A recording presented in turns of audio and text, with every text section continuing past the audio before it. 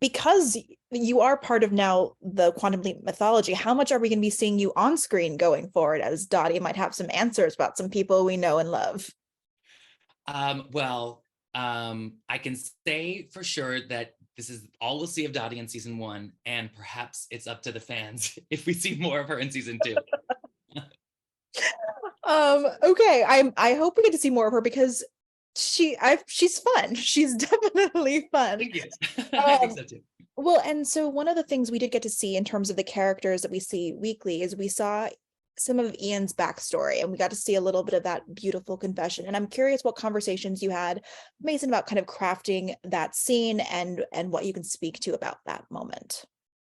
Yeah, so many of the pieces of this episode are either autobiographical or really lifted from the experience of my friends who I lost along the way when I was growing up, trans young people who took their own lives, as I mentioned, but also material that both Mason and Caitlin brought to the script were rooted in their own experience and understanding of this particular subject. And for Mason, what was really interesting is that I had crafted that monologue, kind of rooted in my experience as a trans woman. And while Mason and I are both non-binary, we're really different manifestations of what non-binary transness can look like. And one thing that was so special that Mason brought to that monologue was shifting it from an either or kind of a place of stuckness to the floating in the shades of gray, which is how they described their experience. Um, and I loved that. And I loved being able to talk with them because, they're a series regular, but have been waiting for the chance, I would say, to really go hard at these issues.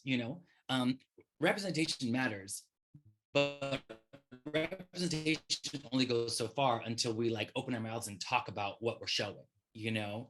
And so that's what I think we got to do together in this episode. And then with Caitlin as well, in Addison's monologue about trans soldiers in the military, we had a lot of conversations around that, and really, just the portrayal overall of folks who don't understand the issue and might come off as antagonistic, like Margie's character. Caitlin was, really, uh, you know, clear with me that she wanted everyone who watches the episode to stay tuned till the end. We don't want to drive anyone away, even people who might not know how they feel about trans kids or might feel conflicted. We want to welcome them to have that change of heart and mind that Quantum Leap is so famous for offering.